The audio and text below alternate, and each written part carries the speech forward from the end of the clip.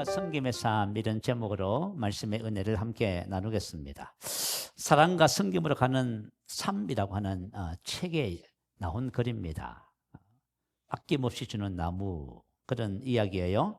어떤 곳에 한 그루에 과일 나무가 있었습니다. 이 나무는 인근에 사는 소년을 사랑했습니다. 그 소년은 그 나무 그늘에서 낮잠도 자고 과일도 따먹고 그네도 메고 놀았습니다. 나무는 행복했습니다. 그러다가 그 소년이 커서 도시로 가버린 뒤 나무는 소년을 그리며 외롭게 살았습니다. 그러던 어느 날 소년이 찾아와서 돈이 필요하다고 했습니다. 이 말을 들은 나무는 과일들을 전부 따서 팔은 뒤 돈을 마련해주고 행복해 했습니다. 그 후에 소년이 결혼을 하는데 살 집이 없다고 하자 나무는 가지를 전부 잘라 집을 짓게 하고 행복해 했습니다. 어느덧 중년이 되어 멀리 배를 타고 가야 한다는 말을 듣고 배가 없어서 야단났다는 말을 들은 나무는 몸통을 잘라 배를 만들게 하고는 행복해 했습니다. 오랜 세월이 흐른 뒤 이 소년이 노인이 되어 찾아왔습니다. 나무는 노인에게 베고 남은 그루터기에 앉아 쉬라고 했습니다. 그렇게 하고 나서 나무는 행복하다고 생각했습니다. 아낌없이 주는 나무. 들어보셨지요? 우리 주님은 세상에 오셔서 생명까지 주셨지요. 아낌없이 주는 삶. 이 삶이 바로 주님께서 저와 여러분에게 보여주신 삶이고 또 모든 그리스도인들의 삶입니다. 자, 오늘 본문 4절 한번 말씀 보세요. 믿음 안에 있는 하나님의 경륜이 나옵니다. 자, 믿음 안에 있는 하나님의 계획 그 뜻이에요. 자, 하나님께서 저와 여러분을 부르셨지요. 근데 그 믿음 안에 있는 하나님의 계획이 있습니다. 왜 부르셨냐 하면은 그것은 바로 무엇이냐 하면요. 이 교훈의 목적은 청결한 마음과 선한 양심과 거짓이 없는 믿음에서 나오는 사랑. 바로 사랑을 위해서 저와 여러분을 부르셨습니다. 왜 주님이 저와 여러분을 이곳에 부르셨냐 하면 저와 여러분이 사랑의 삶을 살도록 부르신 거예요. 자, 마가복음 10장 45절에 보면 인자가 온 것은 섬김을 받으러 함이 아니요 도리어 섬기라고 자기의 목숨을 많은 사람의 대속물로 주려 함이니라. 자, 이와 같은 사랑과 섬김의 삶을 위해서 저와 여러분을 부르셨습니다. 근데 만약에 저와 여러분이 다른 데 관심을 가지고 신앙생활을 하잖아요. 그럼 이와 같은 하나님의 경륜 계획이 이루어지지 않아요. 우리는 어떻게 보면 너무 많은 것에 관심을 가지고 신앙생활을 해온 것 같아요. 오늘은 저와 여러분이 이 말씀을 통해서 하나님의 사랑을 우리의 삶에 이루는 복된 삶의 원리들을 함께 나눠봅니다. 이와 같은 사랑과 섬김의 삶은 나는 예수님처럼 살고 싶어요 라고 한다고 해서 되어지는 삶이 아닙니다. 또 이와 같은 삶은 결심한다고 사라지는 삶도 아니고요. 또 기도하고 금식하고 열심히 산다고 해서 사라지는 삶은 더더욱 아닙니다. 자, 오늘 본문 말씀 속에는 사랑과 섬김의 삶을 위한 원리들이 나와 있습니다. 이것을 잘 배우시면 저와 여러분 삶 속에 많은 열매를 맺는 복된 은혜가 있게 될 줄 믿어요. 자, 첫 번째, 하나님의 사랑은 하나님의 사랑을 선물로 받은 사람만이 할 수 있는 사랑입니다. 자, 아가페 사랑, 하나님의 사랑은 사람에게는 없습니다. 저번 한번 생각해 보세요. 없는데 어떻게 할 거예요? 없으면 하지 못합니다. 내가 남을 도와주고 싶어도 도울 것이 없으면 마음뿐이지요. 마찬가지예요. 우리가 아무리 이 땅에서 사랑의 삶을 살고 싶어도 하나님의 사랑이 내 안에 없다면 할 수가 없는 거예요. 자, 당시 헬라어에는 등장하는 사랑의 종류가 있습니다. 첫 번째는 에로스라고 해요. 들어보셨지요? 로맨틱한 사랑, 남녀 간의 뜨거운 열정적 사랑을 에로스라고 합니다. 두 번째는 필리아, 우정, 친밀한 애정을 말하고요. 친구 간의 우정을 말합니다. 스톨록에는 가족 간의 사랑, 특히 부모와 자식 간의 사랑을 스톨록이라고 해요. 그렇지만 이 세 가지 사랑은 조건적인 사랑입니다. 그리고 네 번째는 마니아라고 합니다. 많이 들어보셨어요. 무슨 마니아? 마니아는 무슨 뜻이냐면 병적 집착, 감기, 과도한 집착, 질투를 마니아라고 하고요. 그리고 루도스라고 하는 사랑이 있어요. 가벼운 놀이 같은 사랑, 쾌락, 재미를 위해서 사람을 사귀고 하는 그런 사랑을 루도스라고 이렇게 합니다. 이와 같은 사랑들은 하나님의 거룩하고 무조건적인 사랑을 표현할 수가 없습니다. 하나님의 사랑은 조건이나 상호성의 기대가 없이 베푸는 이타적이고 현신적인 사랑입니다. 그런데 이 아가페 사랑이 있어요. 이 아가페 사랑은 바로 이 사랑을 표현하고 있습니다. 이 아가페 사랑은 어떤 개념이냐면 거룩하고 무조건적인 사랑, 조건이나 상호성의 기대 없이 베푸는 이타적이고 헌신적인 사랑. 그래서 철학적인 설명을 이렇게 했어요. 이상으로서의 사랑. 철학적으로 말하면, 다시 말하면 우리 인간 세상에는 없는 이상적인 사랑을 아가페라고 하는 단어를 썼습니다. 자, 그래서 이 아가페 사랑은 하나님의 사랑을 그대로 표현하고 있습니다. 하나님의 사랑을 아가페라고 해요. 거룩하고 무조건적인 사랑. 조건이나 상호성에 기대 없이 베푸는 이타적인 헌신적인 사랑. 이 아가페 사랑은 하나님만이 할 수 있는 사랑이에요. 요한일서 4장 8절에 보면 하나님은 사랑이십니다. 다시 말하면 하나님은 아가페다 그 말이에요. 하나님의 생명의 본질이 아가페입니다. 그래서 하나님의 생명의 본질이 아가페이기 때문에 하나님은 어떤 분이시냐면 사랑만 하시는 분이셔요. 그래서 하나님께서 하시는 모든 말씀과 행동과 모든 일은 모두가 사랑입니다. 그래서 하나님은 사랑이시다 이렇게 표현하고 있습니다. 그런데 이 사랑을 가진 사람은 이와 같은 사랑을 할 수 있습니다. 아멘. 자, 이와 같은 사랑을 가지셨으면 아멘. 맞아요. 이 사랑을 가진 사람만이 할 수 있는 사랑. 자, 로마서 5장 5절에 보면 우리에게 주신 성령으로 말미암아 하나님의 사랑이 우리 마음에 부은 바 되매니. 자, 하나님의 성령이 우리 안에 들어오시면 이 성령을 통해서 하나님의 사랑이 우리에게 부어졌습니다. 부어졌다는 말은 주다, 수여하다 그 뜻이에요. 왈로스 동태. 이건 우리가 값없이 은혜로 주어진 거예요. 근데 사실은 사랑이 주어졌지만 사람들이 사랑을 잘 느끼지 못하지요. 베드로 사도는 이렇게 기록했습니다. 베드로 후서 1장 3절에 보면 그의 신기한 능력으로 우리에게 주신 성령을 말해요. 그의 신기한 능력으로 생명과 경건에 속한 모든 것을 주셨으니 주다, 선사하다, 수여하다. 다시 말하면 하나님의 생명과 생명 안에 있는 본성과 능력, 지혜, 하나님적인 모든 것을 주신 겁니다. 그러니까 저와 여러분 없는 것이 아니라 우리가 예수를 믿으면 죽었던 영이 거듭나서 생명과 본성으로 거듭나서 하나님의 사랑이 우리에게 수여되어졌습니다. 아멘. 참 너무 놀라운 은혜예요. 그래서 하나님께서 우리에게 서로 사랑하라 하시면서 뭐라고 하셨어요? 아가페. 저와 여러분 세상 사람들은 이런 사랑을 할 수가 없습니다. 그런데 우리 그리스도인들도 이와 같은 사랑을 해야 되는데 그냥 되지 않아요. 오늘 본문 말씀 속에 그 사랑을 이루는 비밀이 들어있어요. 그게 놀라운 말씀이에요. 자, 그리고 왜 이 사랑을 주셨냐 하면은 주신 목적이 너희가 정욕 때문에 세상에서 썩어질 것을 피하여 신성한 성품에 참나는 자가 되게 하려 하셨느니라. 다시 말하면 하나님의 성품의 동료자가 되게 하기 위해서 주신 거라 그 말이에요. 저와 여러분의 인격이 하나님의 생명, 그분의 인격으로 변화되어지는 것을 말해요.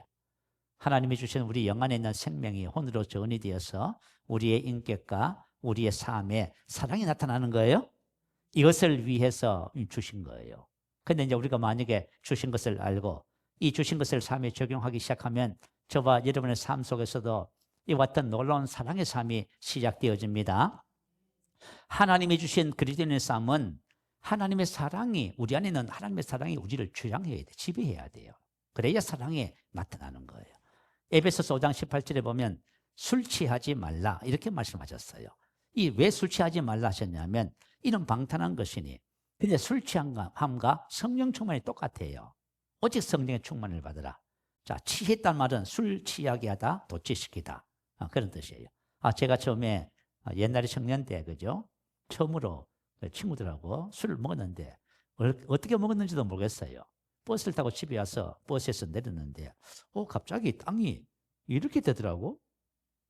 그리고 전봇대가 저한테로 가까이 오더라고. 깜짝 놀랐어요. 그럼 왜 그렇게 됐어요? 전봇대는 그자리에 있었고 땅은 그대로 있었습니다. 근데 제가 뭐 했어요? 술에 취해서 이러고 있는 거예요. 야, 제가 그것을 보면서 참 기가 막혔습니다. 사람이 술이 취하면은 이 술이 끄는 대로 이렇게 중심을 못 잡고 이렇게 되는구나. 근데 성령 충만이 뭐냐면 성령께서 저와 여러분을 온전히 지배하고 인도하는 상태를 말해요. 성령 충만하면 성령이 나를 지배해요. 성령 안에 있는 성령의 9가지 열매가 있잖아요. 사랑이 나를 지배하는 거예요. 평안이 나를 지배하는 거예요. 그리고 기쁨이 나를 지배하는 거예요. 참 놀랍습니다. 그래서 성경은 성령의 충만을 받아라 이렇게 표현했어요. 그래서 성령 충만의 증거가 뭐냐면 저와 여러분 안에 사랑과 평안과 의가 가득한 거예요. 충만한 거예요. 그래서 이것이 그죠? 가득한 것이 나의 삶을 통해서 입을 통해서 나타나는 겁니다. 할렐루야. 골로새서 3장 15절은 이렇게 기록해요. 그리스도의 평강이 너희 마음을 주장하게 하라. 지배하게 하라. 그리스도의 평강이 우리 안에 있는 하나님의 생명의 본성들이 내 마음을 지배해야 되는 거예요. 아멘. 그 지배하자면 어떻게 돼야 되겠어요? 우리 마음이 새로워져야 된다 그 말이에요. 그래서 오늘 본문이 중요한 거예요. 그래서 저와 여러분 오늘 본문 말씀을 잘 이해하고 이 말씀을 삶에 적용하기 시작하면 저와 여러분 삶의 속에서 그렇게 하나님이 하라고 하시는 복된 삶이 이제 시작되어지기 시작합니다. 자, 세상과 마귀는 이것을 빼앗아 갑니다. 이거 빼앗아 가는 거예요. 세상과 마귀는 우리에게 뭐냐? 불안을 심고요. 의심을 자꾸 마음에 심어요. 원망과 불평을 심고요. 그리고 원수 맺음을 자꾸 심어요. 자, 근데 우리가 이 마음을 관리하는 법을 몰라서 이걸 다 허용해버려요. 허용하면 어떻게 돼요? 사랑의 삶을 살 수 없습니다. 기쁨의 삶을 살 수 없고요. 하나님이 주신 삶을 살 수가 없어요. 그래서 오늘 본문 말씀을 통해서 우리 자신의 마음을 잘 관리하고 믿음을 관리하는 법을 우리가 배우면 합니다. 자, 그래서 사랑의 삶을 위한 선행 조건, 성령 충만의 원리라고 할까요? 이 세 가지를 오늘 함께 살펴보겠습니다. 오늘 아마 한 가지만 살펴볼 수 있을 것 같습니다. 자, 오늘 본문 말씀 한번 보겠습니다. 자, 신화와 끝 없는 족보에 몰두하지 말게 하려 함이니 이런 것은 믿음 안에 있는 하나님의 경륜을 이름보다 도리어 변론을 내는 것이다. 자, 우리가 만약에 신앙생활을 하면서 하나님의 경륜, 계획을 따라서 신앙생활을 하지 않고 다른 것에다가 자꾸 이렇게 집중을 해요. 그러면 어떻게 되냐 하면은 저와 이제 신앙의 삶이 열매가 없어요. 무슨 알겠지요? 그 변화가 없는 거예요. 우리 예수를 아무리 오래 믿어도 변화가 안 되는 거야 이게. 왜 그러냐 하면은 오늘 이 말씀 속에 있는 이 원리를 잘 이해를 못해서 그래요. 이 교훈의 목적. 자, 이 교훈의 목적이 있어요. 이 교훈이 뭐냐 하면 11절 말씀 한번 보세요. 디모데전서 1장 11절. 이 교훈은 내게 맡기신 바 복되신 하나님의 영광의 복음을 따름이니라. 아멘. 복음만이 저와 여러분에게 세 가지를 이루어요. 첫 번째가 뭐냐면 청결한 마음, 선한 양심, 거짓이 없는 믿음. 이 세 가지를 이루어요. 복음을 왜 주셨냐면 이거 이루라고 주신 거예요. 우리는 뭐 잘 되는 거, 뭐 건강한 거, 뭐 자꾸 이것만 찾아가요. 자꾸 세속적인 그죠? 눈에 보이는 것만 자꾸 찾아가. 그러니 이게 말이죠. 사람이 성장이 안 되는 거예요, 이게. 하나님께서 이 복음을 통해서 우리에게 세 가지 복을 주시는 거예요. 우리 마음이 청결하고 선한 양심과 거짓 없는 믿음. 왜냐하면 이것이 이루어져야 우리 안에 있는 아가페 사랑이 우리를 통해서 나타나기 시작하는 거예요. 그래서 저와 여러분이 복음을 알 때 사랑의 삶이 가능해집니다. 만약에 저와 여러분 아가페 사랑의 삶을 우리가 살아낼 수 있다면 어떨까요? 너무 감사하겠지요. 그죠? 내가 사랑의 삶을 살면은 모든 것에서부터 자유해집니다. 아멘. 모든 사람으로부터 자유해지고요. 모든 것이 자유해져요. 우리가 자유해지지 않는 거예요. 이 사랑의 삶이 얼마나 중요한지 몰라요. 자, 복음을 모르면은 이와 같은 사랑을 하라고 가르치면 가르칠수록 또 다른 율법이 되어져요. 저는 옛날에 이 복음을 몰랐을 적에는 사랑하라, 그죠? 기도하라, 봉사하라, 뭐 이렇게 하라, 저렇게 하라 자꾸 가르쳤어요. 나는 그렇게 가르치면서 뭐라고 생각하냐면 나는 복음을 전하는 목사야 이렇게 생각했어요. 그런데 여러분 사랑하라는 복음이 아니라 복음적 삶이에요. 복음을 알아야 할 수 있는 삶. 아멘. 복음을 알면 그와 같은 삶을 살게 되는 거예요. 영혼이 잘된 같이 범사가 잘 되는 삶을 사는 거예요. 그런데 뭐 이것도 되지도 않는데, 그죠? 잘 됩니다. 형통합니다. 건강합니다. 아무리 해봐야 자유가 없어요. 우리 다 속은 거예요. 그래서 복음이 왜 중요하냐면, 자, 서로 사랑하라 이 말은 복음이 아니고 복음적인 삶입니다. 너가 복음을 알면은 이와 같은 삶을 살게 된다. 그 뜻이에요. 자, 그런데 만약에 우리가 복음을 모르고 사랑하라 해가지고 사랑을 하려고 하면 어떻게 돼요? 그 율법이에요. 그걸 율법적 삶이라고 해요. 율법의 목적은 뭐냐면 죄를 알게 하고 또 심판을 알게 하는 거예요. 그래서 그리스도인들이 죄책감, 정죄감에 처음 빠지는 거예요. 왜냐하면 복음을 모르고 말씀을 따라 살려고 했기 때문에 그래요. 자, 이것을 여러분 잘 이해를 하셔야 돼요. 오직 복음만이 온전한 사랑을 이루게 합니다. 하나님의 영광의 복음은 저와 여러분 삶에 세 가지를 이루는데요. 이 세 가지가 바로 사랑의 삶, 성령 충만의 비결이에요. 자, 첫 번째 우리 한번 하나씩 살펴보겠습니다. 자, 청결한 마음. 청결한 마음에 대한 얘기예요. 우리 거듭난 영에 대한 얘기가 아닙니다. 우리 사람은 영, 혼, 몸이 있다고 했잖아요. 영은 그죠? 원래 죽었습니다. 그래서 인류는 영을 몰라요. 근데 예수를 믿고 성령님이 들어오시면 죽었던 영이 다시 살아나는 거예요. 이걸 거듭남이라고 해요. 이걸 새로운 피조물이라고 하지요. 근데 우리 영은 하나님의 생명과 본성으로 거듭나는 거예요. 그래서 사랑이 있고, 그죠? 참 놀라워요. 그러니까 우리 영은 하나님을 따라 하나님과 같다 그 말이에요. 하나님을 따라 의와 진리의 거룩함으로 지으심을 받은 새 사람. 그래서 새로운 피조물이라는 거예요. 그래서 우리의 정체성은 영입니다. 자, 영이기 때문에 영으로 살아야 돼요. 그런데 문제는 뭐냐 하면 혼이 회복되지 않으면 영으로 못 살아요. 그래서 혼을 알아야 돼요. 자, 혼. 그래서 혼의 상태, 우리 마음의 상태. 자, 우리 마음의 상태는 지금 어떤 상태에 있냐 하면은 그 사람의 마음의 생각이나 기질, 성격이나 상처, 트라우마 등을 그대로 가지고 있어요. 그죠? 상처 있는 사람은 상처를 갖고 있고, 성질이 급한 사람은 급한 대로, 염려 근심이 많은 사람은 염려 근심이 많아. 그대로 가지고 있어. 영은 완전히 새로 창조되는데 마음은 그대로 가지고 있어. 그래서 저와 여러분이 마음의 상태를 이해하는 것이 너무 중요해요. 자, 누가복음 6장 45절 말씀 올려주세요. 우리 같이 말씀 함께 읽습니다. 선한 사람은 마음에 쌓은 선에서 선을 내고 악한 자는 그 쌓은 악에서 악을 내나니 이런 마음에 가득한 것을 입으로 말합니다. 자, 입으로 다시 말하면 사람은 마음에 가득한 것을 말하고 행동하게 돼 있어요. 그 마음의 문제를 해결해야 돼요. 자, 그러면 마음에 쌓은 이렇게 표현했어요. 쌓은 이 말은 보물상자, 금고, 곡간, 창고 그 말이에요. 다시 말하면 마음은 뭐다? 창고다. 마음은 창고입니다. 모든 사람들은 자신의 마음의 창고에 선과 악을 쌓는 집주인과 같아요. 내가 내 마음의 관리자예요? 내가 내 마음의 관리자입니다. 참 신기하죠? 마음은 창고예요.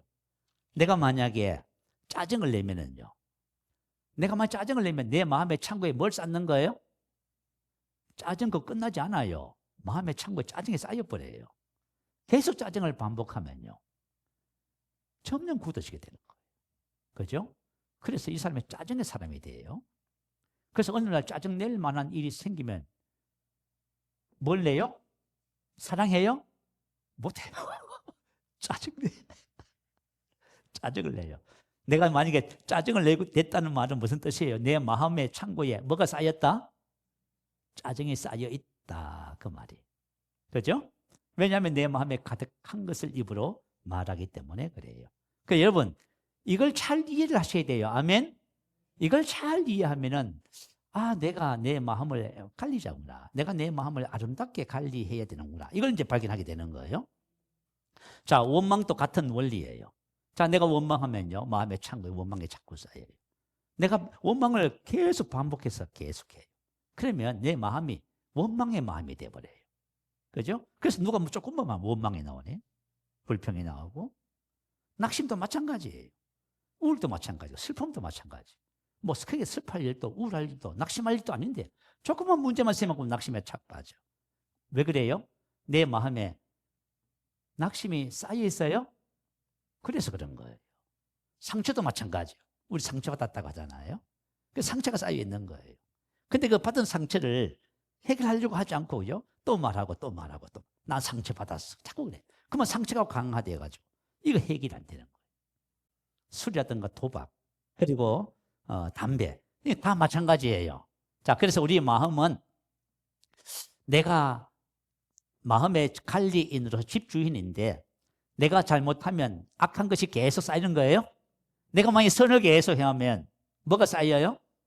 선이 쌓여요. 그게 선한 마음이 되어서 너가 뭐라 해도 그죠? 선한 마음. 긍정적인 마음을 가진 사람은 아무리 나쁜 일이 있어도 뭐라고 말해요? 괜찮아. 좋아질 거야. 그렇게 말을 해요. 근데 부정적인 마음을 가진 사람 분명히 좋은 일인데도 부정적으로 말해요. 그거 왜 그래요? 마음에 쌓여 있어서 그런 거예요, 여러분. 내가 선이나 악을 행할 때 내가 행한 선, 악은 내 마음과 하나가 되어버려요. 아멘? 그러면 그걸 기질이 된다 그 말이에요. 성격이 된다, 기질이 된다, 인격이 된다 그 말이에요. 내가 만약 악을 계속해서 반복하면 악한 기질이 생겨요. 악한 성품, 악한 인격이 돼요. 그죠? 자, 내가 만약에 이 정도까지 그 나쁜 것이 내 인격까지 됐다면은 이 사람은 그 악에 대해서 무감각해져. 그래서 죄를 죄로 이제 인정하지 않는 상태까지 간다 그 말이에요. 자, 오늘 본문 말씀에 보면 양심이라고 하는 말이지요. 자, 선한 양심 이렇게 말을 기록했어요. 자, 만약에 죄는 왜냐면 우리가 만약에 내가 악한 일을 하면은 내 마음만 더러워지는 것이 아니라 내 양심도 더러워져요. 디모데 디도서 1장 15절에 보면 그들의 마음과 양심이 더러운지라. 고린도전서 8장 7절에 보면 양심이 약하여지고 더러워지느니라. 내가 만약에 그죠? 계속 원망 불평하잖아요. 그러면 마음만 원망 불평이 쌓이는 것이 아니라 내 양심도 어떻게 돼요? 더러워져요. 그 양심을 계속 더럽히면 어떻게 되세요? 화인 맞은 양심이 돼. 화인 맞은 양심은 무슨 뜻이냐면, 자, 옛날에 보면 노예를 사면은 인도를 해서 주인이 그죠? 도장을 찍지요. 내 것이다. 우리 보통 보면 이제 서부 영화에 보면 뭐 소라든가 짐승이가 막 도장을 막 찍는 거 보지요. 그러면 그 찍힌 그 부분을 화인 맞았다 뜻이에요. 그러면 그것은 딱딱해져요. 굳어져요. 그래서 사람이 있잖아요. 웬만하게 나쁜 짓 해도 자기가 잘못했다고 생각을 해요, 안 해요? 안 해요. 왜요? 양심이 딱딱해져서. 야, 양심이 딱딱해졌는데 저와 여러분이 사랑의 삶을 살 수 있어요? 못하는 거지요. 자, 그래서 성경에 보면은 그죠? 말씀을 빛이라고 표현하잖아요. 요한일서 1장 5절 이하에 보면 죄를 죄로 내가 인정을 하지 못하는 상태까지 마음 양심이 굳어졌어. 그때 말씀의 빛이 들어오면은 죄를 깨닫는 거예요. 죄를 알게 되는 거예요. 그래서 성경은 그렇게 기록했다 그 말이에요. 자, 그런데 사람이 있잖아요. 만약에 악을 행할 때 마음의 창고에 그 악만 쌓이는 것이 아니라 그와 더불어서 악한 영도 함께 들어온다고 성경 기록해요. 자, 우리 에베소서 4장 26절 27절 말씀 한번 올려주세요. 한번 읽어볼까요? 분을 위해도 죄를 짓지 말며 해가 지도록 분을 품지 말고 마귀에게 틈을 주지 말라. 자, 우리 보통 막 그냥 쉽게 생각해요. 분, 화. 뭐 화날 일이 있어서 화를 냈다. 이렇게 가볍게 생각해요. 근데 내가 만약에 분을 내면 빨리 이거 해결해야 됩니다. 근데 분을 해결하지 않고 해가 질 때까지 분을 품었어요. 그러면 그 다음에 어떤 일이 벌어진다고요? 마귀가 장수로 들어온다. 마음으로 들어온다 그 말이에요. 자, 그래서 우리 마음이 그죠? 이렇게 더러워지는 거예요. 이렇게 더러워지는 거예요. 근데 더러워지는데도 몰라. 그죠? 제가 옛날 청년 때 참 하나님의 은혜를 받았어. 하나님 은혜를 받고요. 제가 청년 때 이제 그 직장 생활을 했었거든요. 이제 직장 되면 여름 되면 우리 이제 휴가를 주잖아요. 그래서 한 며칠 휴가를 주면요. 제가 꼭 뭘 했냐 하면은 제가 이제 동대구역 근방에 살았습니다. 동대구역에서 기차를 타고 영등포역까지 와요. 거기서 영등포역에서 내렸어요. 거기서 버스를 타면 여의도 순복음교회를 갑니다. 여의도에 있었어요. 여의도 순복음교회 가면 그 앞에 최자실 금식기도원 가는 버스가 있습니다. 그 버스를 타고 금식 기도를 가요. 그러면 2박 3일 금식을 제가, 그죠? 매년마다 그렇게 했었습니다. 뭐 누가 시킨 것도 아니고. 그냥 뭐예요? 기회가 왔다. 금식하며 기도하자. 아멘. 내가 생각해도 그때 참 믿음이 좋았던 것 같아. 그죠? 금식기도 간 거예요. 그거 여러분 동대구역에서 오살리 금식기도까지 저 엄청 멀어요. 가서 이제 금식을 하면서 기도를 하잖아요. 한 번은 금식기도를 가서 기도를 하는데 밤에 잠을 잘 꿈을 꿨습니다. 꿈을 꿨는데 어떤 꿈을 꿨냐 하면 세상에 이런 방들이 쭉 보여요. 방이 몇 개 보이고요. 거실이 있고. 근데 가구가 하나도 없습니다. 이사를 갔습니다. 보통 이사 가면은 뭐 며칠 지나면 천장에 벽지도 떨어지고 하잖아요. 벽지도 떨어지고 뭐 그런 방이에요. 아무 장식이 없어요. 그런 방인데 그 방에 뭐가 있냐면 애기 돼지 3마리가 있어요. 분홍색 돼지야. 영분홍색 돼지인데 요놈들이 있지요. 그죠? 나비 넥타이를 매서 그것도 분홍색 넥타이를 분홍색 넥타이를 메고 요것들이 그죠? 생긋생긋 웃으면서 3마리가 그 빈집을 쫓아다니는 거예요. 그래가지고 제가 그죠? 그럼 쫓아낸다고 따라가서 나가라고 안 나가요. 계속 뱅글뱅글 돌고 그러다 꿈을 깼습니다. 그러니까 내 생각에는 도대체 이게 뭔가?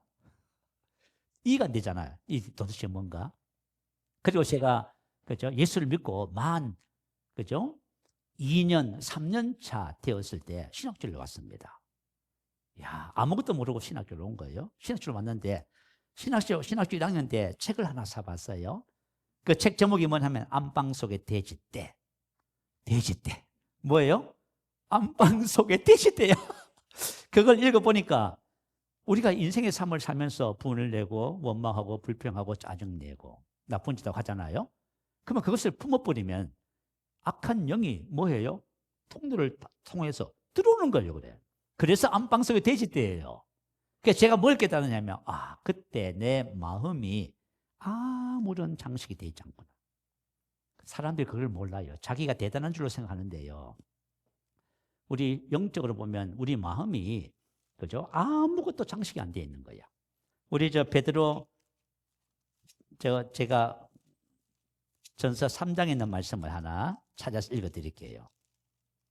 베드로전서 3장에 보면 3장 4절에 보면 오직 마음에 숨은 사람을 온유하고 안정한 심령에 썩지 아니할 것으로 장식을 하라 했어요. 너희 단장은 머리를 꾸미고 금을 차고 아름다운 옷을 입는 외모로 하지 말고 오직 마음에 숨은 사람, 우리의 마음을 말해요. 이것을 온유하고 안정한 심령에 썩지 않을 것으로 하라. 다시 말하면 우리 마음을 장식하는 거예요.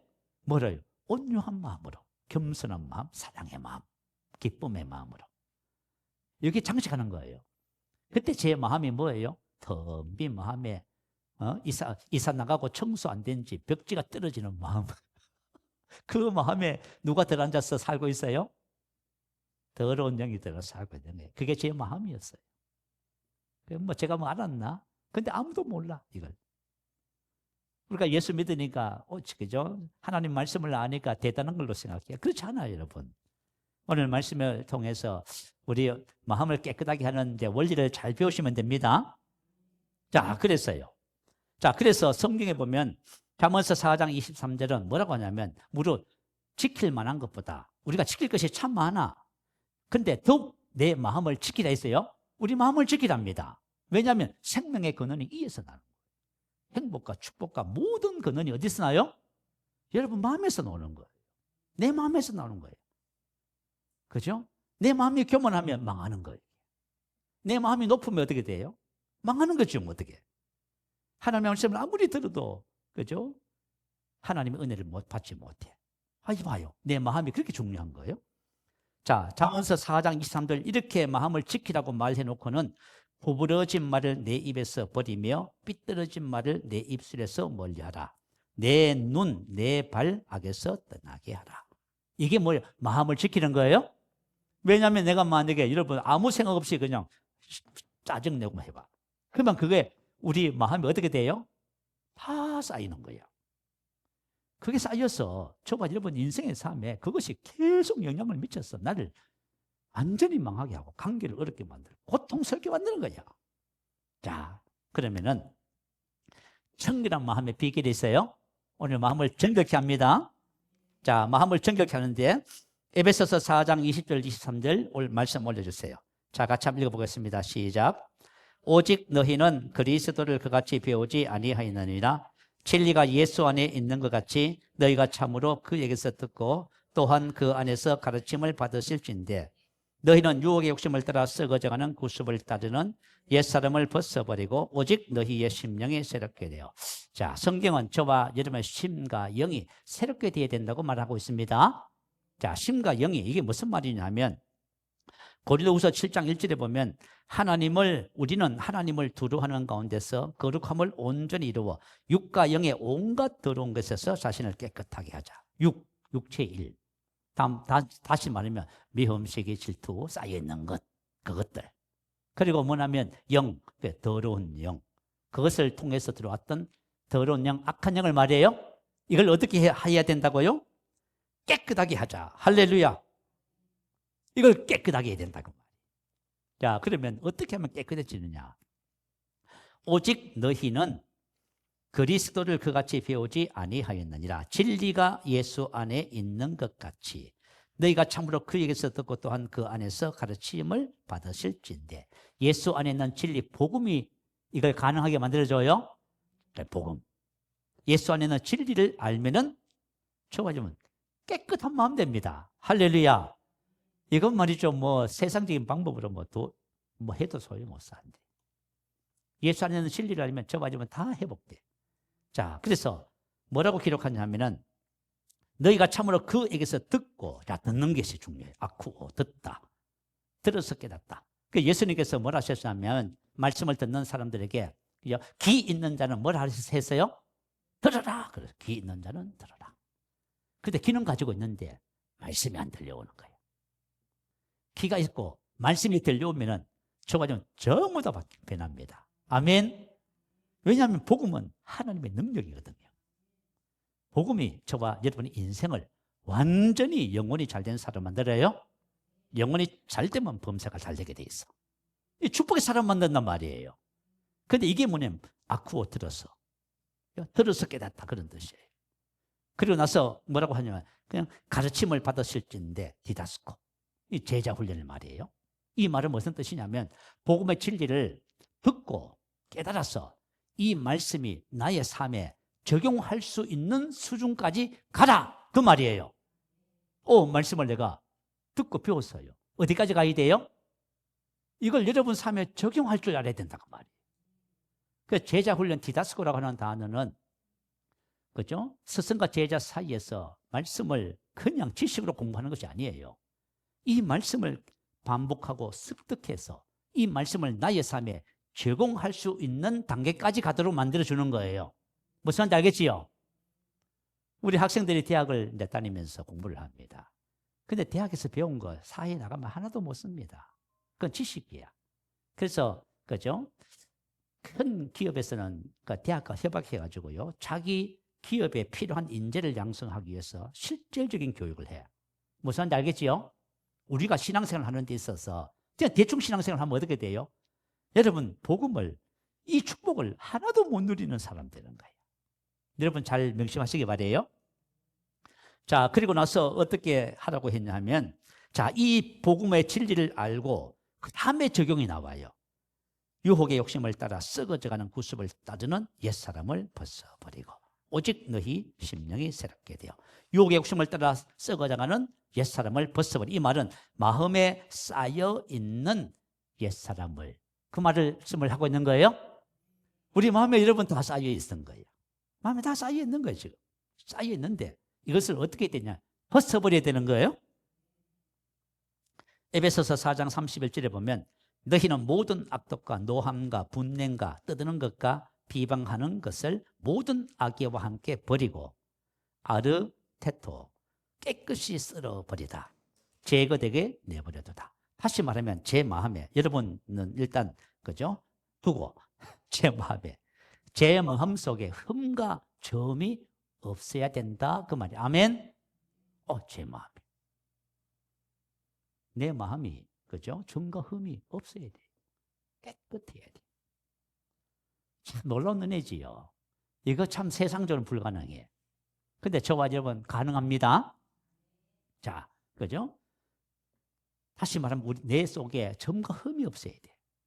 누가 뭐를 해도, 그죠? 어떤 상황을 만나도 내 속에 악한 것이 조금이라도 있으면 안 돼. 아멘. 이걸 여러분, 이거 얼마나 중요한 원리인지 몰라. 그리고 옛사람을 벗어버리라 하지요. 아포 디테미, 벗어버리다, 버리다, 벗어나다. 자, 다시 말하면 우리 속에 쌓여 있는 이것을, 그죠? 벗어버리라 그 말이에요. 벗어버리다 부정과거 중간태로 기록됐다고 말씀했어요. 이 벗어버리다 이 말은 부정과거는 이미 과거에 일어난 일이에요. 저와 예수를 믿을 때 이미 옛사람 다 벗은 거예요. 옛사람이 목사님 저는 좀 원망하고 있는데요. 그거 이미 벗은 거예요. 어떻게 벗었어요? 로마서 6장 6절에 기록했잖아요. 우리 옛사람이 나의 옛사람이 예수와 함께 십자가에 못 박혔습니다. 아멘. 나의 옛사람은 십자가에 죽었습니다. 없습니다. 나타나도 나와 상관없습니다. 아멘. 이게 복음 진리예요. 복음. 이게 여러분 믿어주셔야 됩니다. 아멘. 우리 옛사람이 예수와 함께 십자가에 못 박힌 것은 죄의 몸이 멸하여 다시는 죄에게 종노릇 하지 않습니다. 죄가 절대로 나를 지배하지 못해. 이제 죄에서 끝나버렸어 나는. 할렐루야. 이게 바로 부정과거야. 너 이미 예수와 함께 십자가에 죽어서 벗은 거야. 짜증 나와 상관없이 이미 끝난 거예요. 그리고 나서 중간태, 벗으면 벗어지고 벗지 않으면 그대로 있게 된다.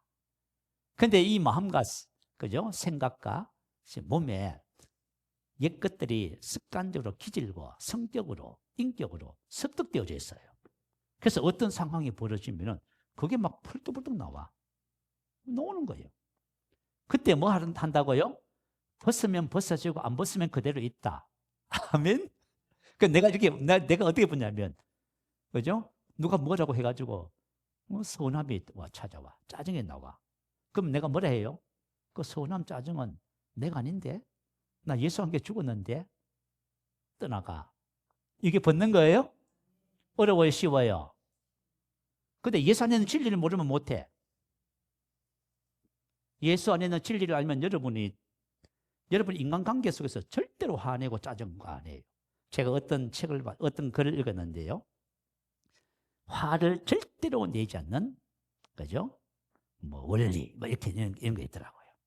저와 좀 복음을 알면 절대로 화 안 냅니다. 왜 화를 내요? 화낼 일이 있으면은 어떻게 하면 돼요? 벗으면 되지. 나는 화를 내는 사람 아닙니다. 나는 온유하고 겸손한 사람입니다. 아멘. 근데 이 복음의 진리를 알면은 삶에 적용할 수 있는데 복음의 진리를 모르면 적용을 못해. 그래서 저와 여러분이 복음의 진리를 알도록 고백하시고 기도하세요. 그래서 여러분 이 말씀이 여러분 안에 딱 장착이 되면 여러분은 절대로 화를 내지 않습니다. 아멘. 절대로. 왜냐하면 화낼 일이 있어도 화가 나오지요. 왜냐하면 내 기질 속에 온갖 것이 다 있어. 그렇지만 그 옛것이 나오면 즉각 벗어버립니다. 벗기 때문에 내가 상대방에게, 그죠? 옛사람으로 반응을 하지 않는다 그 말이에요. 그래서 관계에 문제가 없습니다. 어려움이 없습니다. 자, 그래서 저와 여러분 신앙생활 하면서요, 이 원리를 정확하게 이해를 하고 계셔야 되고요.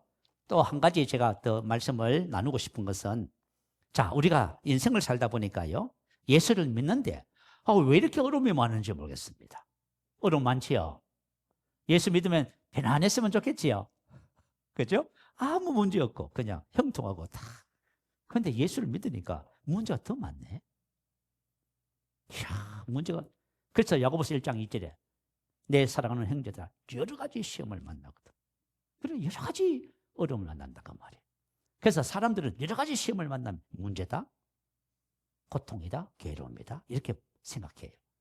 절대 아닙니다. 예수 안에 있는 저와 여러분은 여러 가지 시험을 만나면 온전히 기쁘게 여깁니다. 이것은 연단이다, 믿음의 시련이다. 이렇게 봐요. 연단이다, 믿음의 시련. 이게 무슨 말이냐면 여러 가지 시험은 나에게 고통이지만 무엇을 위해서 하나님 허용해 주셨냐면 여러 가지 시험이 오면은 뭐가 드러나요? 내 속에 있는 것이 드러나지요. 여러분, 사람은 다 좋아 보여도 시험을 당해봐야 알아. 시험을 당해보면은 그 사람 속에 있는 것이 나와. 근데 이 복음의 진리를 아는 사람은 즉각 벗어요. 근데 복음의 진리를 모르면 못 벗는 거야, 이게. 그래서 못 벗기 때문에 그게 뭐가 돼요? 관계불화가 되고 고통과 괴로움이 돼. 그냥 벗어버리면 그것 때문에 문제가 아무 문제 없습니다. 그런데 너무 신기한 것이지요. 제가 예수 안에 있는 이 진리를 알고 나서, 그죠? 자유해지기 시작했어. 마음이 너무 감사한 거예요. 그리고 이 진리는 계속해서 증가되는 거예요. 모든 영역에서 나를 부인하게 되고요. 새 사람을 입게 되어지고. 자, 성령께서 우리에게 주시는 바로 은혜는 바로 이와 같은 은혜입니다. 여러분들이 인생의 삶을 살면서 하나님께서 왜 우리 인생의 삶에 여러 가지 시험을 허용해 주시는지, 여러 가지 시험이 없이는 마음이 정결하게 되지 않아요. 여러 가지 시험이 오면은 내 마음속에 버려야 할 것이 다 드러나게 돼 있어요.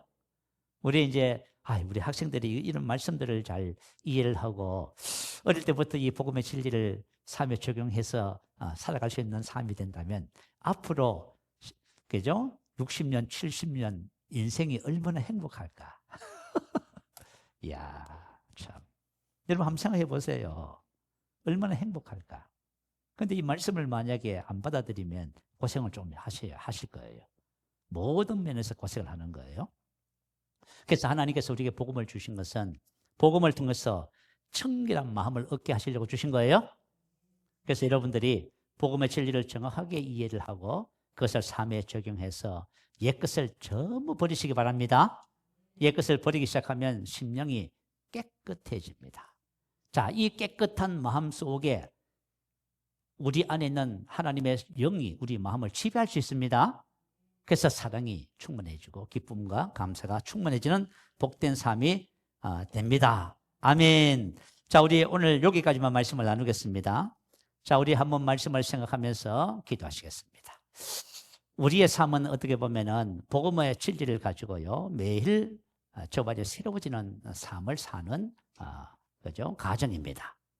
그래서 저마저는 오늘 또 새로워질 것이고 내일 또 새로워지고 계속 새로워질 거예요. 이 새로워짐이 그리스도의 온전한 인격을 닮아가는 때까지입니다. 자, 이와 같은 과정을 계속 우리가 걸어가고 있습니다. 여러분들도 이와 같은 믿음의 길을 성실하게 걸어가시기 바랍니다. 여러분들이 만약에 아직까지 내 마음속에 있는 옛 것들을 벗어버리지 못한다면 예수 안에 있는 진리를 여러분들이 묵상하시고 고백하시기 바라요. 그래서 이것이 여러분 마음에 장착이 되어지면 옛사람을 벗고 새사람을 입는 것은 여러분 어렵지 않습니다. 쉽습니다. 그렇게 해서 저와 여러분이 청결한 마음을 얻는 예수님의 인격을 닮아가는 놀라운 은혜가 임하게 됩니다. 할렐루야. 우리 한번 크게 부르시고 말씀을 생각하며 기도하겠습니다. 할렐루야.